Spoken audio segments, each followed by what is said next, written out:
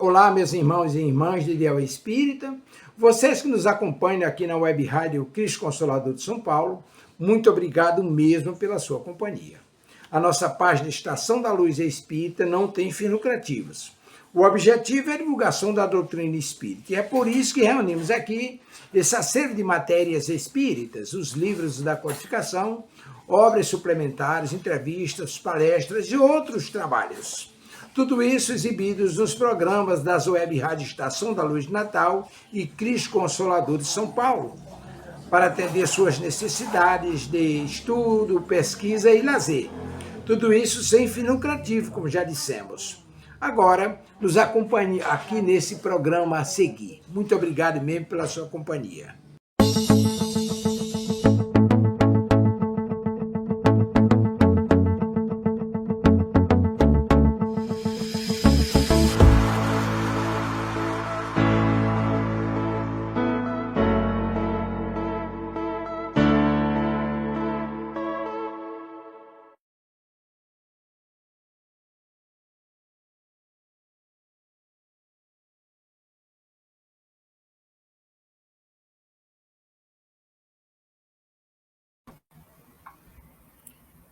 Olá, boa noite, pessoal. Tudo bem? Estão me ouvindo?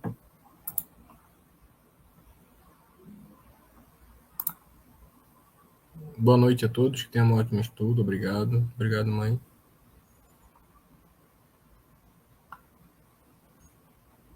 Bom, eu vou dar início aqui às nossas preces e depois eu vou apresentar o estudo de hoje.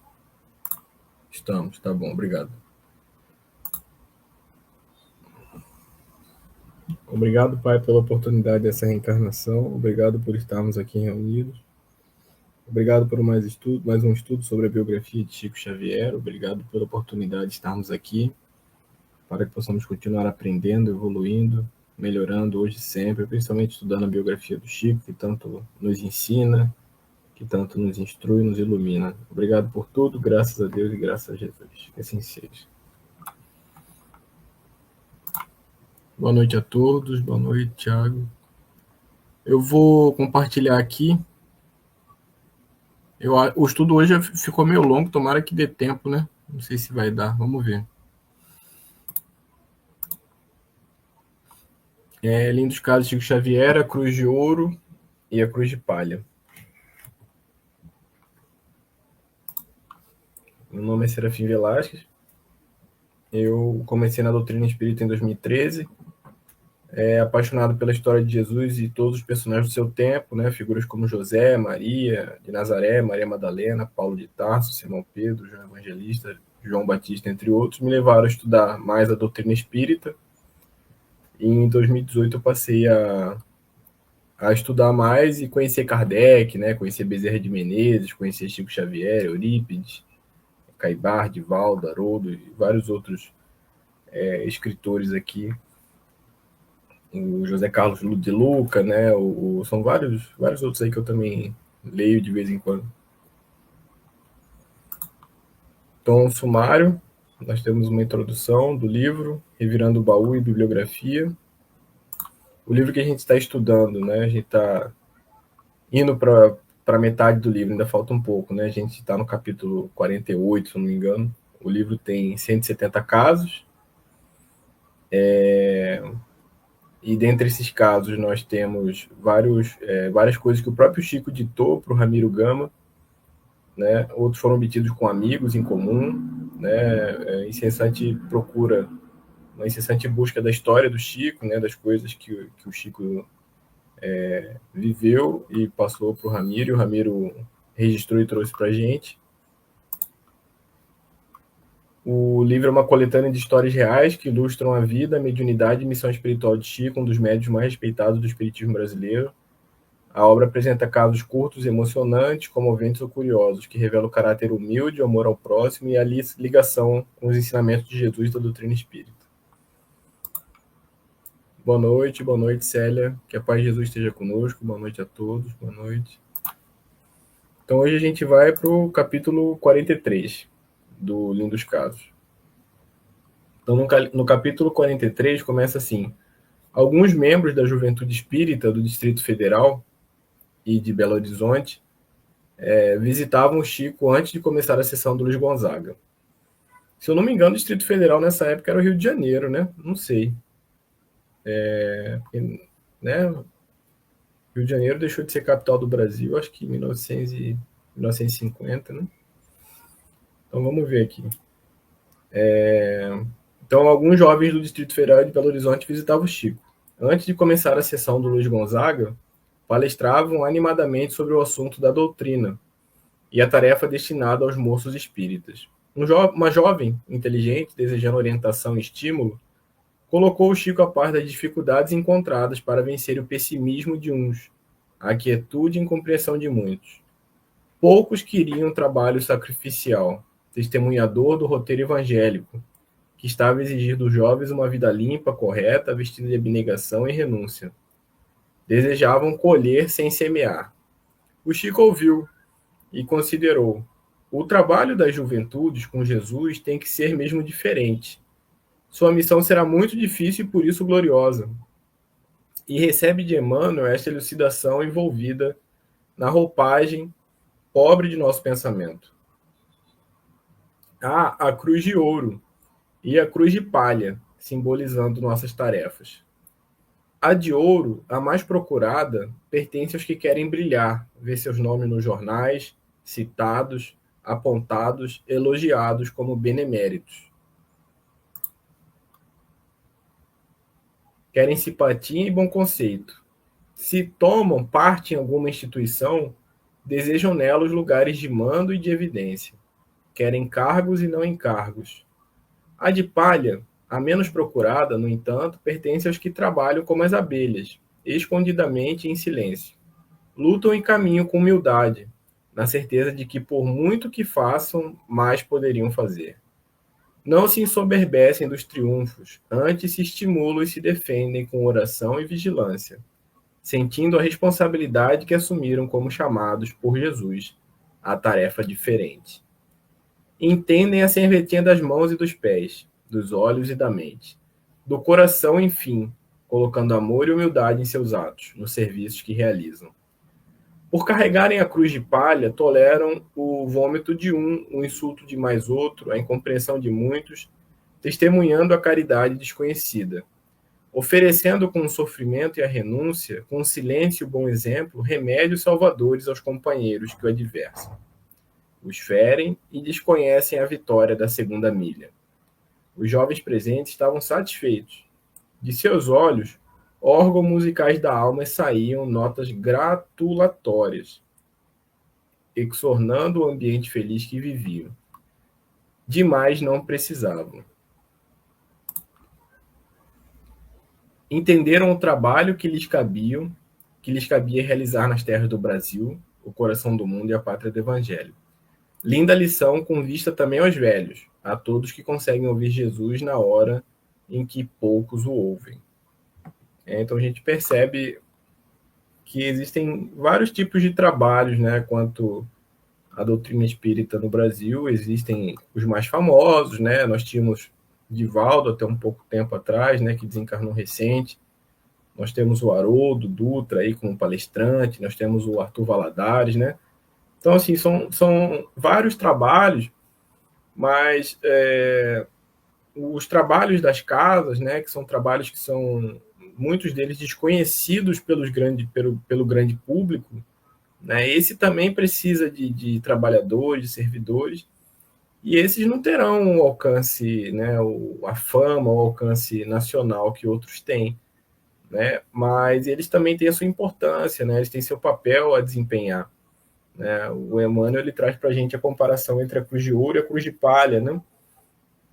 Falando que uma todos querem, ou outra né, não querem, mas ambas têm a sua importância. Né?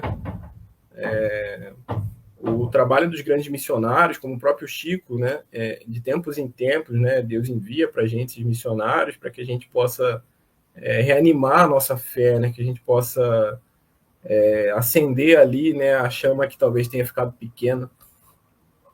Então, eles também têm a sua importância, né? Todos eles têm a sua importância. É como a natureza, né? A natureza tem animais que chamam a atenção do ser humano e tem outros que não, mas nem por isso o animal deixa de realizar a sua função, né? Então, dando continuidade, no capítulo 44, ele começa assim: sentado no ônibus que o levaria a Belo Horizonte, Chico notou que seu companheiro de banco era um irmão sacerdote. Cumprimentou e entregou a leitura de um bom livro. O sacerdote também correspondeu-lhe o cumprimento. Abrira um livro sagrado e ficara a lê-lo. Em meio à viagem, passou o ônibus perto de um lugarejo embandeirado que comemorava o dia de São Pedro e São Paulo. O sacerdote observou aquilo e depois, virando-se para o Chico, comentou: vejo esta festividade em honra de dois grandes santos, e neste livro leio a história de São Paulo, cujo autor lhe dá proeminência sobre São Pedro. Não se pode concordar com isto. São Paulo é o príncipe dos apóstolos, aquele que recebeu de Jesus as chaves da igreja. O Chico delicadamente deu sua opinião e o fez de forma tão simples, revelando grande cultura, que o sacerdote, que não sabia com quem dialogava, surpreendeu-se e lhe perguntou: o senhor é formado em teologia? Ou possui algum curso superior? Não, apenas cursei até o 4º ano da instrução primária. Mas como sabe tanta coisa da vida dos santos, principalmente de São Paulo, de São Estevão, de São Pedro e de outros, realçando-lhes fatos que ignoro? Chico responde: sou médium. Então o senhor é Chico Xavier de Pedro Leopoldo? Sim, para o servir. Então permite-me que lhe escreva e prometa me responder minhas cartas, pois tenho muita coisa para lhe perguntar. Faça-me este favor. Afinal, verifico que Deus nos pertence. Pode escrever. De bom grado responder-lhe-ei. Assim trabalharemos não apenas para que Deus nos pertença, mas para que pertençamos também a Deus, como nos ensina o nosso benfeitor Emmanuel. E até hoje Chico recebe carta de irmãos de todas as crenças, particularmente de sacerdotes bem intencionados, como o irmão com quem viajou e de quem se tornou amigo. E tanto quanto lhe permite o tempo, lhes responde e nas respostas vai atribuindo o pão espiritual a todos os famintos, ovelhas do grande redil, em busca do amoroso e divino pastor que é Jesus. Então é muito interessante. Aquela época, né, as principais viagens eram feitas em ônibus. Hoje no Brasil também, né, mas naquela época muito mais. E o Chico vai viajar de Pedro Leopoldo para BH, não é tão longe, né, coisa de 40 quilômetros. E aí ele divide ao lado dele um sacerdote, né, provavelmente da Igreja Católica, lendo um livro, né, acerca de comentava de Paulo, comentava de Pedro. E aí o Chico começa a conversar justamente sobre essas figuras, né, sobre Estevão também. E provavelmente, né, Chico já estava ali escrevendo o Paulo Estevão à época, né, porque o Paulo Estevão, se não me engano, é de 1942, né. Então, né, existe a possibilidade do Chico ou já ter escrito ou estava escrevendo o romance mais famoso, inclusive, de Emmanuel, né? Então, ele começa a conversar e o padre fica surpreendido, né, com o conhecimento que o Chico tinha sobre essas figuras, né, históricas aí. E aí pergunta se ele havia feito teologia, se havia formado em teologia, né, alguma coisa. O Chico fala que não, né, só tinha completado o 4º ano, que eu acredito que seja a 4ª série hoje, né, 4º ano do ensino fundamental, primário, né, ginásio, não lembro como que se falava. E aí, então o sacerdote se surpreende, né, poxa, como que você sabe tanto sobre esses personagens, né? E ele fala: não, eu sou médium, né? Então, a humildade do Chico, né? Sou médium, né? Emmanuel sempre me orienta acerca dessas personagens, né? Da história dessas pessoas. Mas a gente sabe também que o Chico já possuía grande conhecimento de outras encarnações. O Chico já tinha uma grande instrução, né? Então, por isso que quando ele citava várias coisas, que quando ele foi ler o Livro dos Espíritos a primeira vez, o Evangelho, parecia que ele estava relendo, né? Parecia que ele já tinha lido o livro, já sabia muita coisa de cor, né? Então, o Chico já apresentava grande conhecimento, né? é que nessa encarnação como Chico, ele não pôde desenvolver tanto a parte intelectual, né, mas ele já tinha assim, conhecimento de outras encarnações. Em casa de Dona Naná, proprietária do Hotel Diniz, o Chico chegou para consolá-la, em virtude de estar passando por provas dolorosas e para lhe dar o resultado auspicioso de uma sessão que fizera, na qual receberam um expressivo esclarecimento para aquela irmã. O Chico, orientado pelos seus amigos de mais alto, à frente de seu abnegado guia, ajuda e passa, ampara em silêncio, colaborando com todos, sem ferir e sem magoar. Deixando com a cara irmã, mãe extremosa e leal servidora do Cristo, uma réstia de luz, uma palavra de bom ânimo, partiu conosco para a fazenda.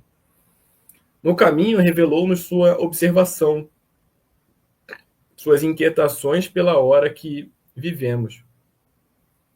Na sessão feita a benefício de irmãos desencarnados, aparecem espíritos turbulentos, insensíveis aos sofrimentos alheios, e que, formando legiões, agem aqui e ali, neste e naquele lar, agravando-lhes as provas.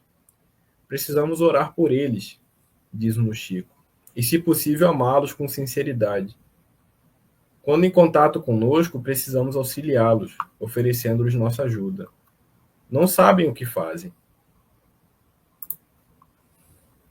Moços na flor da idade, instrumentais mediúnicos incontroláveis, sem convicções sinceras em matérias de fé, vivem por aí presos aos seus interesses, atarantados, atristando os corações maternos, tornando-se vítimas fáceis daqueles espíritos.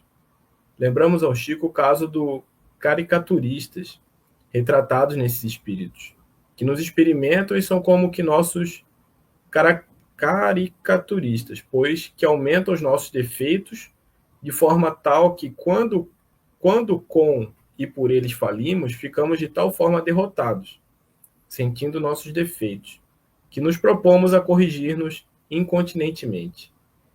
Chico sorriu e objetou-nos: mas precisamos amar a esses caricaturistas, desejar-lhes todos o bem possível para neutralizar-lhes todo o mal e os encaminharmos ao bem.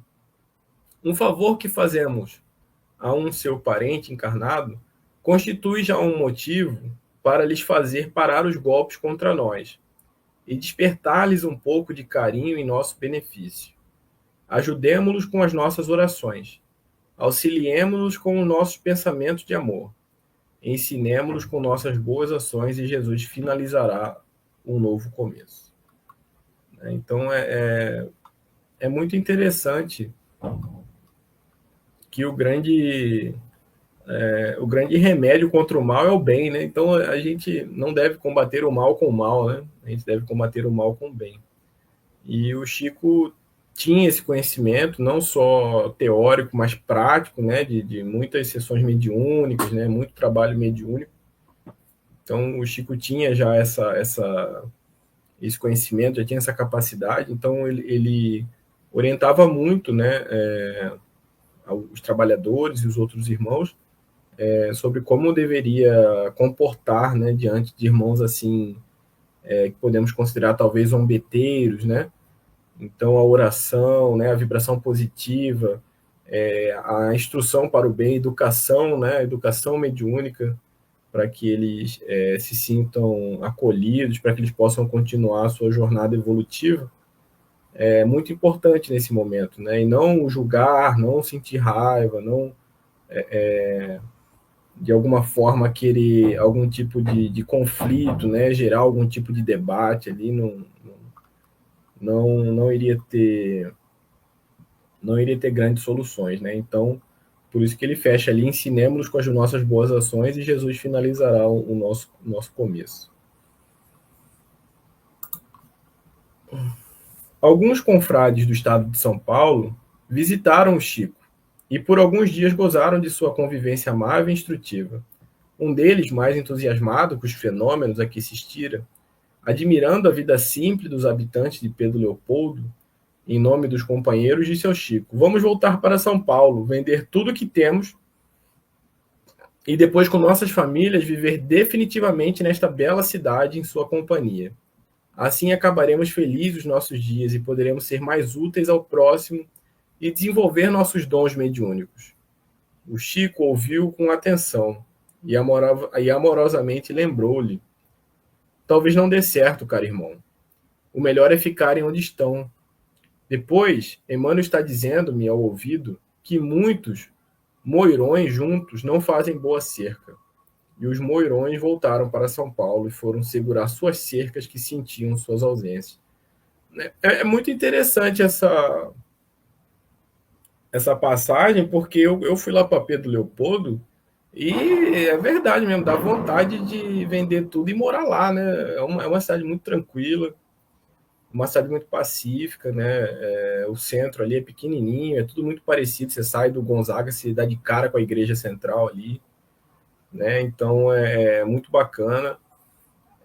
Mas nós temos as nossas missões, né, pessoais, as nossas missões nos nossos meios familiares, né? Então a gente não pode nosso dever, né, o nosso trabalho, também a gente não pode abrir mão, né? O próprio Evangelho ele recomenda para a gente que a gente não conseguiria solucionar os nossos problemas se nós vendêssemos tudo e fosse morar em uma caverna, né?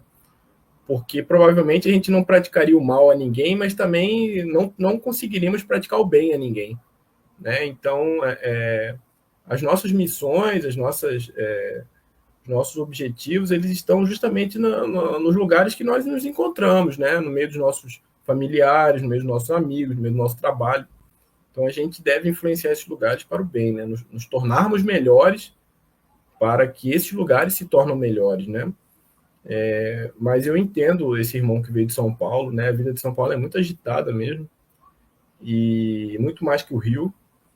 E São Paulo e Pedro Leopoldo é uma cidade muito pacata, muito tranquila, né?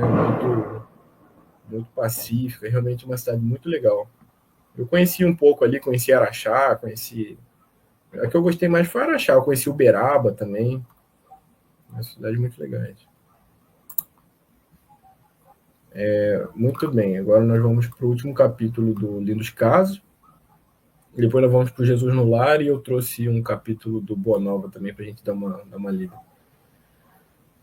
Um confrade presenteou o Chico com um belo relógio de pulso. Aceitou porque o confrade insistiu muito. Andou vários dias com ele, admirando-lhe a pontualidade. Mas um dia, a caminho do serviço, lembrou-se de saber rapidamente como ia Dona Glória, a quem na véspera dera um passe e para quem Bezerra receitara uns remédios homeopáticos. Então está melhor, Dona Glória? Tomou pontuadamente os remédios? Um pouco melhor, Chico, né? Respondeu. Só não tenho tomado os remédios com pontualidade porque, como você sabe, eu sou pobre e ainda não pude comprar um relógio. O Chico responde, pois isto não. E tirando do bolso o relógio que ganhara, disse-lhe sem mais delongas, fique com este como lembrança. E deixando a irmã surpresa e emocionada, o médio partiu, dizendo-lhe a costumeira despedida, fique com Deus, que Deus a proteja. Como a senhora está precisando de um relógio, este deve ser seu. Então, o Chico ele tinha a característica dos grandes espíritos, né? Apego zero, praticamente. Né? Ganhou um relógio, dias depois já se desfez do relógio para uma irmã que precisava provavelmente mais do que ele, ou não, ele deveria talvez ter outro relógio.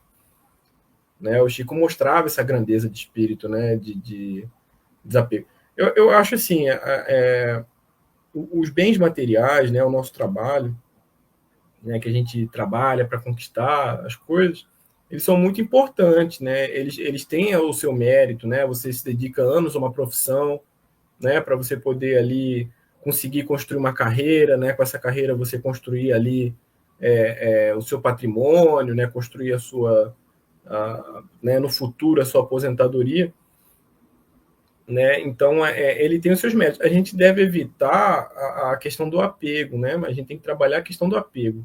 Né, saber que nós somos usufrutuários, né? Ou seja, enquanto nós estamos aqui, nós temos a nossa casa, nós podemos viver, né, trabalhar, usufruir, mas quando nós formos desencarnar, nós vamos deixar aqui para quem for ficar, né? Nossos filhos, nossos netos, sobrinhos, seja o que for, né? Irmãos, tios, né? Então, a gente não pode dar valor às coisas materiais mais do que elas merecem, né? Tem que ser um valor na medida correta. Né? Elas têm a sua importância, mas também a gente não pode ficar totalmente apegado, né? Nós temos que saber que nós somos seres espirituais, né, filhos de Deus, vivendo uma experiência na matéria, né? Então, a nossa verdadeira casa não é aqui, né? Se a nossa verdadeira casa fosse aqui, o nosso corpo não iria se deteriorar ao longo dos anos, né? Nós não deixaríamos o planeta Terra, né? Então, nós temos que ter essa consciência, né? A consciência cósmica. Muito bem, agora nós vamos ler o Jesus no Lar, capítulo 18 e 19, e depois o capítulo 16 do Boa Nova. Então, no capítulo 18 e 19, Jesus no Lar começa assim: comentava os aprendizes que a verdade constitui dever primordial, acima de todas as obrigações comuns. Quando Felipe afiançou que, a pretexto de cultuar-se a realidade, ninguém deveria aniquilar a consolação. E talvez por reportar-se a André a franqueza com que o mestre atendia aos mais variados problemas da vida, o senhor tomou a palavra e contou atencioso. Devotado chefe de família, que lutava com bravura por amealhar recursos com que pudesse sustentar o barco doméstico, depois de desfrutar vasto período de fartura, viu-se pobre e abandonado pelos melhores amigos. De uma semana para outra, em virtude de enorme desastre comercial, o infeliz não soube suportar o golpe que o mundo lhe vibrava no espírito e morreu. Após alguns dias, ralado por inomináveis dissabores, né, o senhor desencarna. Entregue a si mesmo, ao pé de 6 filhos jovens, a valorosa viúva enxugou o pranto e reuniu os rebentos, ao redor de velha mesa que lhes restava, e verificou que os moços amargurados pareciam absolutamente vencidos pela tristeza e pelo desânimo. Cercada de tantas lamentações e lágrimas, a senhora meditou, e em seguida dirigiu-se ao interior da casa, de onde voltou sobressando pequena caixa de madeira, cuidadosamente cerrada, e falou aos rapazes com segurança: meus filhos, não nos achamos em tamanha miserabilidade. Neste cofre possuímos valioso tesouro que a previdência paternal lhes deixou. É fortuna capaz de fazer a nossa felicidade geral. Entretanto, os maiores depósitos do mundo desaparecem quando não se alimentam nas fontes do trabalho, honesto e produtivo. Em verdade, o nosso ausente, quando desceu ao repouso, nos empenhou em dívidas pesadas. Todavia, não será justo o esforço pelas resgatar com a prevenção do nosso precioso legado. Aproveitemos o tempo, melhorando a própria sorte, e se concordam comigo, abriremos a caixa mais tarde, a menos que as exigências do pão se façam insuperáveis. Belo sorriso de alegria e reconforto apareceu no semblante de todos. Ninguém discordou da sugestão materna. No dia seguinte, os 6 jovens atacaram corajosamente o serviço da terra. Valendo-se de grande gleba alugada, plantaram o trigo com imenso desvelo, em valoroso trabalho de colaboração, e com tanto devotamento se portaram que, fim dos 6 anos, os débitos da família se achavam liquidados. Enorme propriedade rural fora adquirida e o nome do pai coroado de novo, pela honra justa e pela fortuna próspera. Quando já haviam superado de muitos bens perdidos pelo pai, reuniram-se certa noite com a genitora, a fim de conhecer o legado intacto. A velhinha trouxe o cofre com inexcedível carinho, sorriu satisfeita e abriu sem grande esforço. Com assombro dos filhos, porém, dentro do estojo encontraram somente velho pergaminho com as belas palavras de Salomão. O filho sábio alegra teu pai, mas o filho insensato é a tristeza de tua mãe. Os tesouros da impiedade de nada aproveitam. Contudo, a justiça livra-nos da morte e do mal. O Senhor não deixa com fome a alma do justo, entretanto recusa a fazenda dos ímpios. Aquele que trabalha com mão enganosa empobrece. Todavia, a mão dos diligentes enriquece para sempre. Entreolharam-se os rapazes com júbilo indizível e agradeceram a inovidável lição que o carinho materno lhes havia doado. Silenciou o mestre sobre a expressão de contentamento e curiosidade dos discípulos, e, fim da ligeira pausa, terminou sentencioso. Quem classificaria de enganadora e mentirosa essa grande mulher? Seja o nosso falar sim, sim, não, não, nos lances graves da vida, mas nunca espezinhemos a bênção do estímulo nas lutas edificantes de cada dia. O grelo tenro é a promessa do futuro. A pretexto de acender a luz da verdade, que ninguém destrua a candeia da esperança. Que assim, né?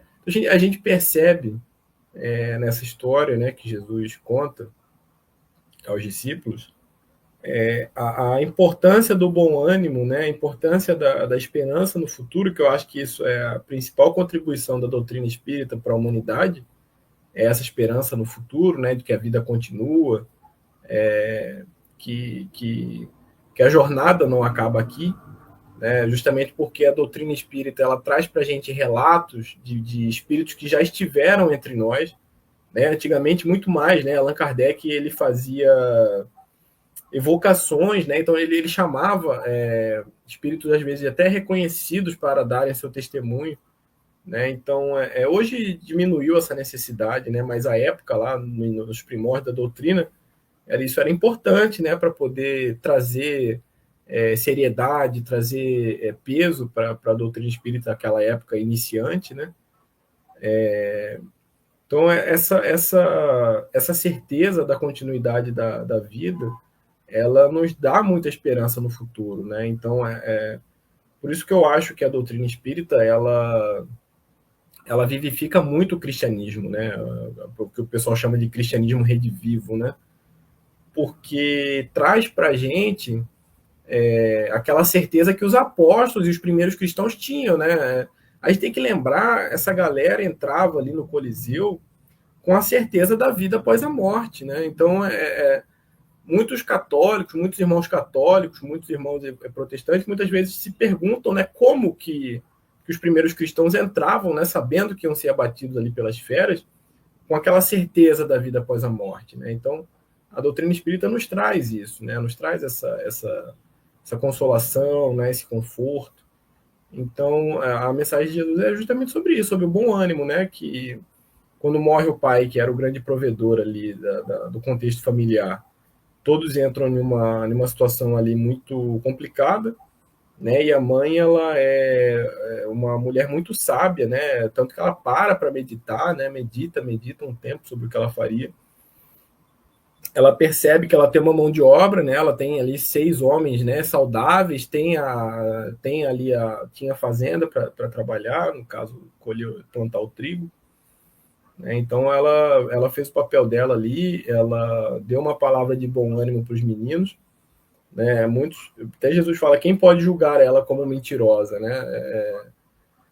De fato, não existia um tesouro monetário naquele baú, né? Mas era um tesouro importante, né? Um tesouro ali que daria para eles ali uma lição para a vida toda, né? Muito bem. Continuar, vamos ver se vai dar tempo de ler tudo. Agora é o capítulo 19 do Jesus no Lar.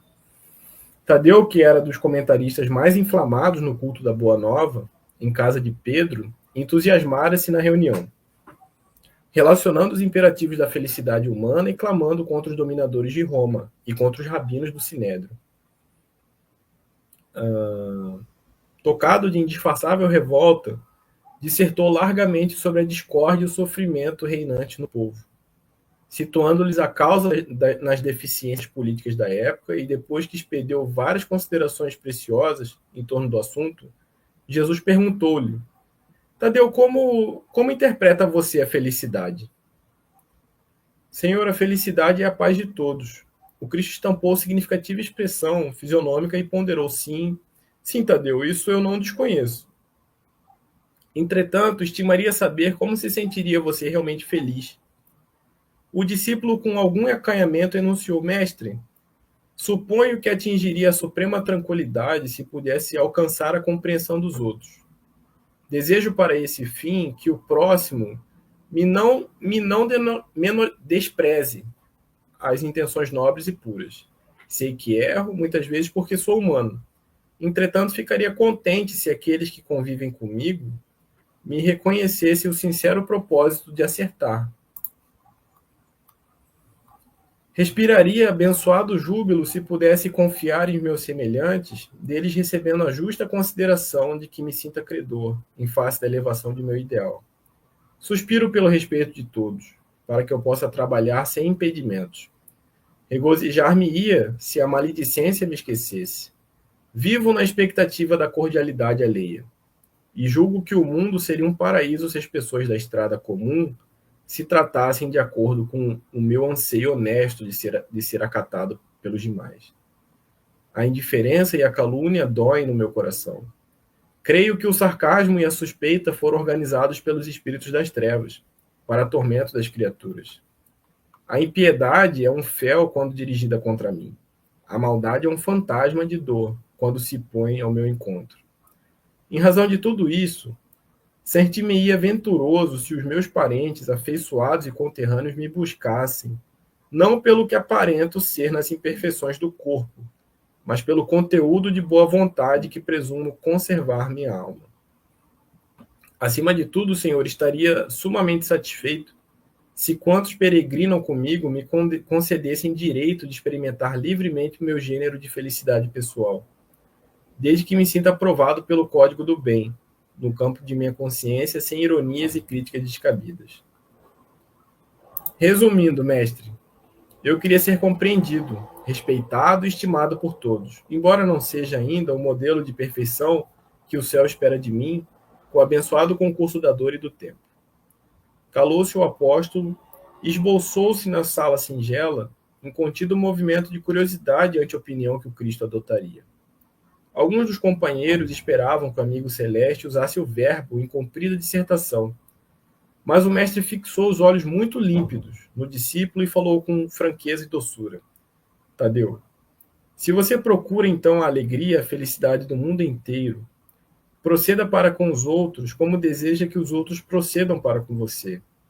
E caminhando cada homem nessa mesma forma, nessa mesma norma, muito breve estenderemos na terra as glórias do paraíso. Né? Então, Tadeu ele era muito crítico acerca da política da época, né? E era mesmo. A gente não está, a gente tem que tentar se colocar ali naquele contexto, né? De fato era assim. A gente aqui no Brasil viveu, claro que nenhum de nós, né, encarnados nos lembramos, mas nós vivemos a época do Império lá atrás, uma dominação total por Portugal. Né? Então era tanto que veio em Confidência Mineira, né, aqueles movimentos para tentar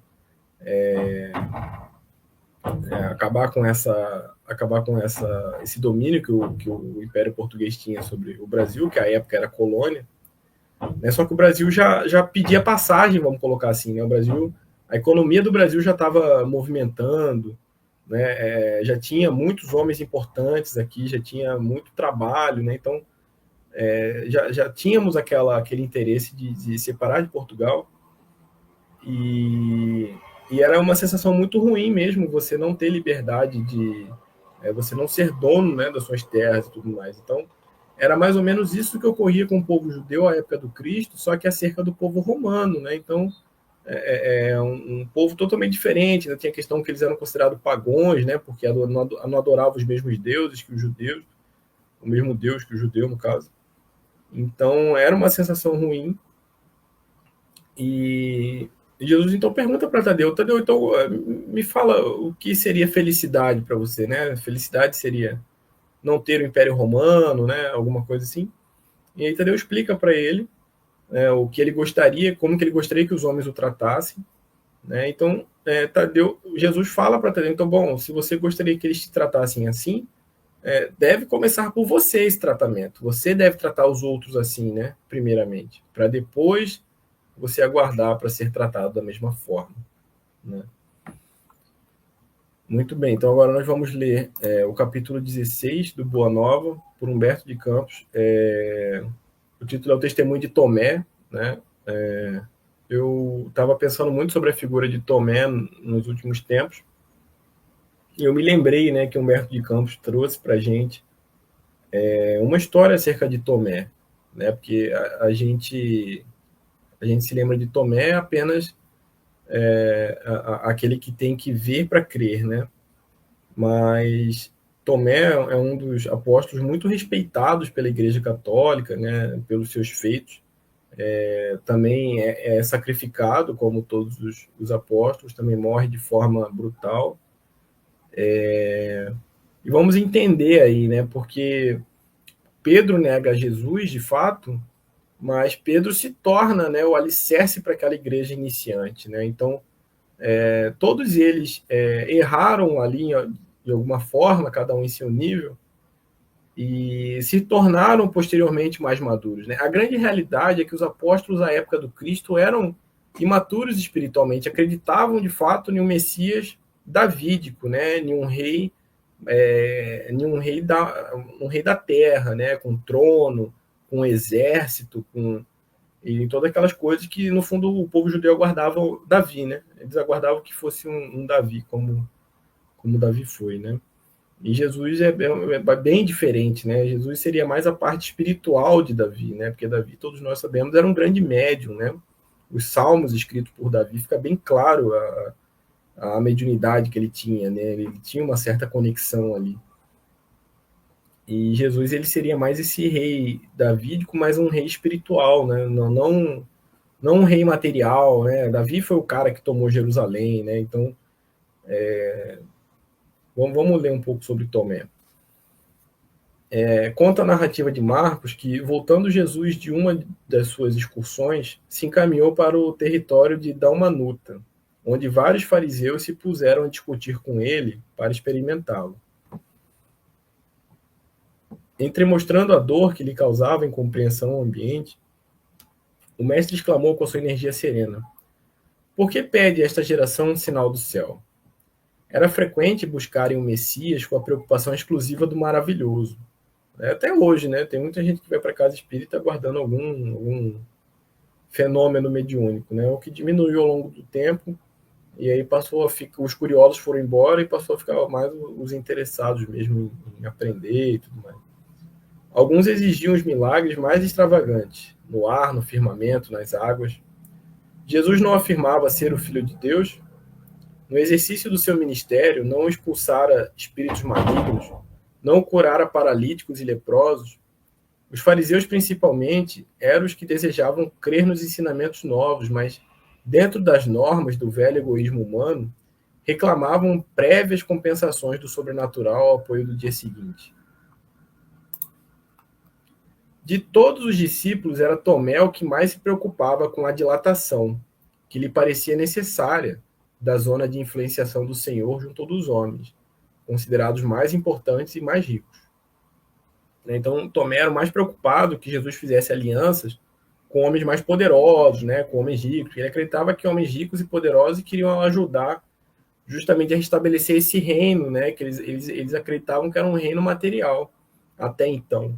Né?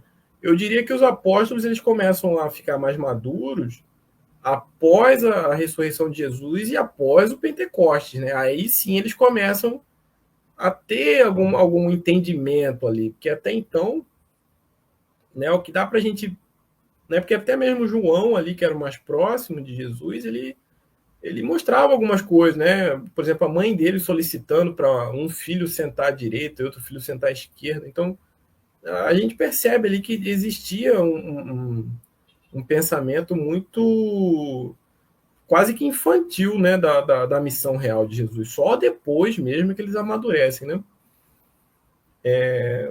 Então, muito bem. Não raro insistia com Jesus para que atendesse às exigências dos fariseus, bem aquinhoados de autoridade e de riqueza.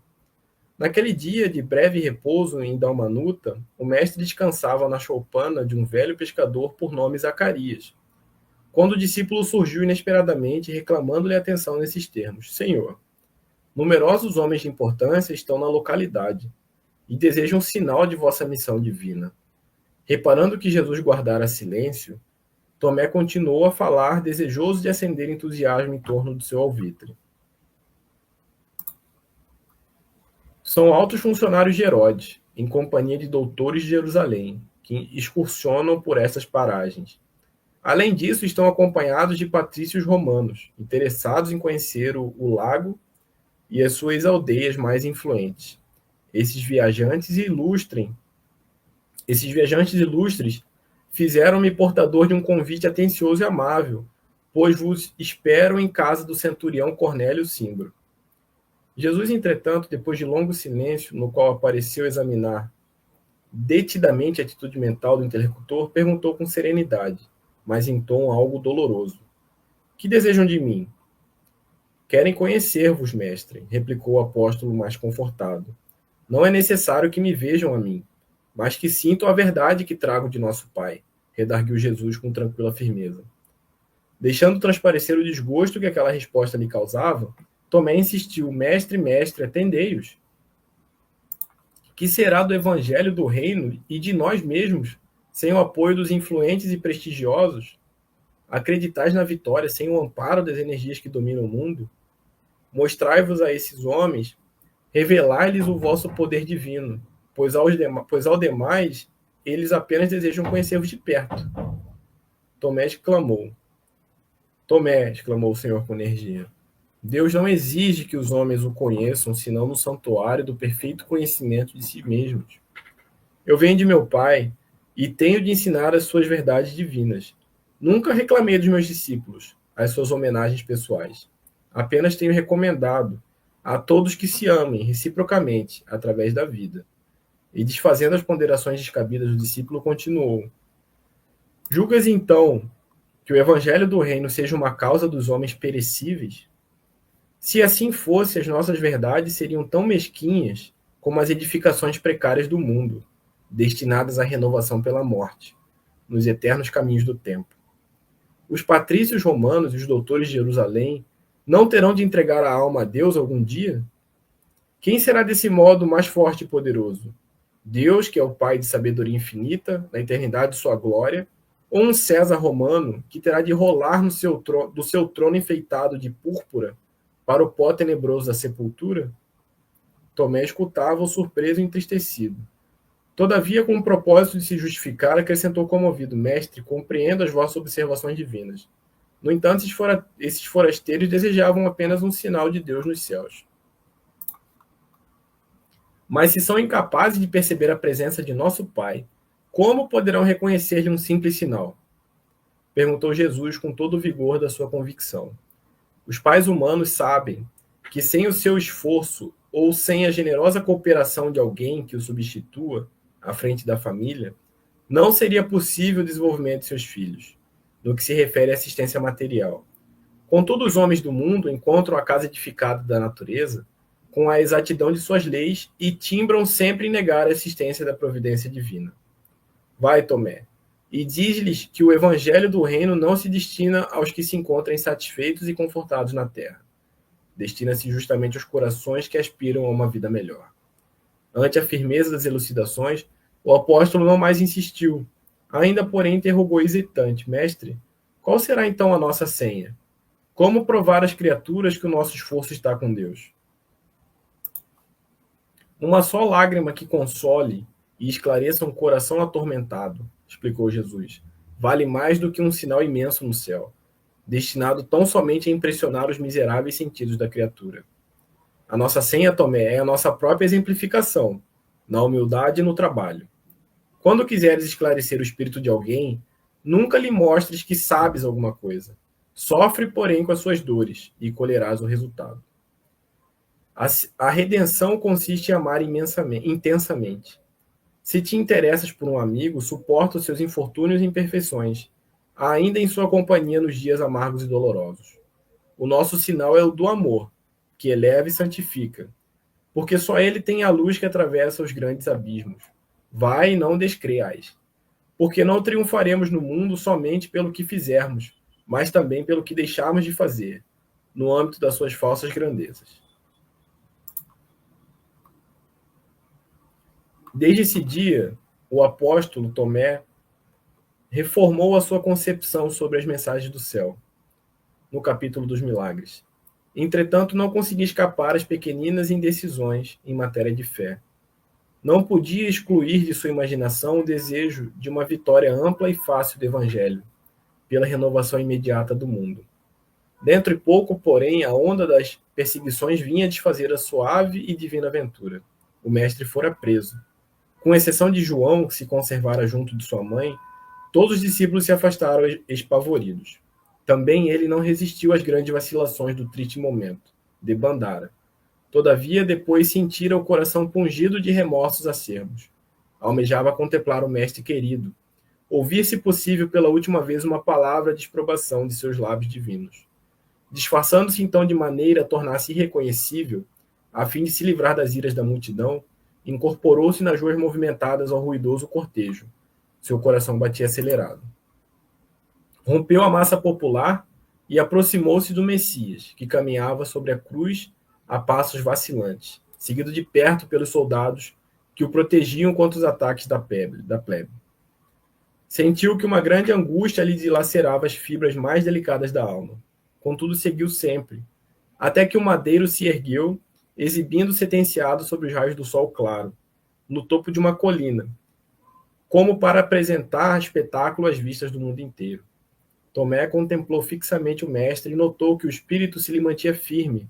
Sua fisionomia serena, não obstante o martírio daquela hora, não refletia senão o amor profundo que lhe conhecera nos dias mais lindos e mais tranquilos. Seus pés, que tanto haviam caminhado para a semeadura do bem, estavam ensanguentados. Suas mãos generosas e acariciadoras eram 2 rosas vermelhas, gotejando sangue do suplício. Sua fronte, em que se haviam abrigado os pensamentos mais puros do mundo, se mostrava areolada de espinhos. Tomé se pôs a chorar discretamente. Logo, porém, como se o olhar do mestre buscasse entre os milhares de criaturas reunidas, observou que Jesus o fitara, e, magnetizado pela sua afeição divina, avançou hesitante. Desejava escutar daqueles lábios adorados a reprovação franca e sincera que merecia o seu condenável procedimento, fugindo ao testemunho da hora extrema. Aproximou-se ofegante da cruz e, deixando perceber que apenas cedia a uma necessidade espiritual naquele instante supremo, ouviu Jesus dizer-lhe em voz quase imperceptível: Tomé, no Evangelho do Reino, o sinal do céu tem que ser o completo sacrifício de nós mesmos. O apóstolo compreendeu-lhe as palavras e chorou amargamente. Não obstante a advertência do Messias, feita do cimo da cruz da humilhação e do sofrimento, o discípulo continuava naquela atitude que se caracterizava por dúvidas, quase invencíveis. Considerava o Cristo a mais alta figura da humanidade, em se tratando do amor que ilumina as estradas escabrosas da vida material. Mas no que se referia ao raciocínio, Tomé mantinha certas restrições. Sua alma se deixava empolgar por inúmeras indecisões, quando a notícia fulgurante da ressurreição estalou em Jerusalém, por entre vivas manifestações de alegria. Maria de Magdala, Pedro, João, bem como outros companheiros tinham visto o Senhor, tinham-lhe escutado a palavra consoladora e divina. Incerto de si mesmo, quase vencido na sua escassa fé, o discípulo procurou os amigos diletos, ansiando pela manifestação do Mestre adorado. Reunida a pequena comunidade, depois das preces habituais, Jesus penetrou na sala, humilde, com sereno sorriso, desejando aos companheiros paz e bom ânimo, como nos dias venturosos e ruisões da Galileia. Tomé, sentindo o coração bater-lhe precipitado, ergueu os olhos. O Senhor percebeu-lhe os pensamentos mais ocultos, aproximou-se do discípulo de fé vacilante e o convidou a tocar-lhe as chagas. Depois de pronunciar as palavras que as narrativas apostólicas registraram, acrescentou bondosamente: Tomé, põe a sua mão nas minhas chagas e não te esqueças de que é o sinal. Então a razão fria do apóstolo notou que um clarão novo o invadia e lhe penetrava a alma. Compreendeu finalmente que o martírio do coração que ama se reveste de misterioso poder. Tocado pela humildade do mestre redivivo, prosternou-se e chorou. Suas lágrimas eram de ventura e lhe proporcionavam ao espírito um júbilo para cujo preço todos os tronos da terra eram miseráveis e pequeninos. Sua alma acabava de vencer uma grande batalha. O coração triunfara do cérebro. O sentimento lhe acrisolara a fé. Muito bem, pessoal. Fechamos quase no finalzinho. Eu queria trazer para vocês essa passagem que Humberto de Campos relata sobre Tomé. Eu acho que é uma das grandes figuras do nosso evangelho, né? Tomé, muitos de nós seríamos Tomé, né, se estivéssemos vivos à época do Cristo. Muitos de nós buscaríamos sinais, e a gente sabe muito bem, lendo sobre Jesus, estudando sobre Jesus, que Jesus era totalmente oposto disso. Ele fez sinais, né, ele fez grandes sinais, mas Ele tinha certeza que para o homem se renovar tinha que ser um trabalho interno, um trabalho pessoal, né? E como eu falei no começo, que os grandes expoentes do espiritismo mais famosos têm a sua missão, os grandes sinais também têm a sua missão, né? Mas a gente não pode se esquecer que o verdadeiro trabalho é o trabalho interno, né? No caso dos trabalhadores, né? Da cruz de palha, é o trabalho interno das casas, né? É o trabalho do dia a dia. E assim como nós também, o nosso trabalho individual de melhora, né? De construção do reino de Deus em nossos corações, né? É um trabalho individual, é um trabalho que cada um tem que buscar, cada um tem que desempenhar. Né? E é muito interessante, né? Ver como que Tomé ele alcança, né? Ele alcança esse entendimento, né? Através de Jesus ali, através do toque nas chagas da crucificação de Jesus. Tá bom? Então, essa foi a bibliografia que a gente usou hoje. Na semana que vem nós vamos ler Lindos Casos de Chico Xavier, Obrigado Chico, né? Acho que é capítulo 48. Tá bom? Então, obrigado a todos. Uma boa noite, um bom domingo. Uma boa semana de trabalho a todos. Gratidão pelos esclarecimentos que nos trouxe no dia de hoje, fazendo nos recordar de Tomé. Exatamente, né? Tomé é um grande irmão hoje aí, com certeza um espírito de escola, né? Mas que tem muito a nos ensinar. Né? E a doutrina espírita trazendo para a gente, né, essas informações aí, essas que o Evangelho não pôde registrar, né? A Bíblia ela registra passagens, vamos dizer assim, as passagens principais, né? E aí a doutrina espírita consegue trazer para a gente, esmiuçar essas histórias, né? Como Tomé, como Pedro, como Paulo de Tarso, né? Estevão, todos esses irmãos aí. Tá bom? Alguém deseja fazer algum comentário? Que eu já estamos aqui no laço, já estou quase encerrando o nosso estudo de hoje. Então, deixe um like aí, se inscrevam no canal, tá bom? E até semana que vem. Um abraço para todos, bom domingo. Tchau, tchau.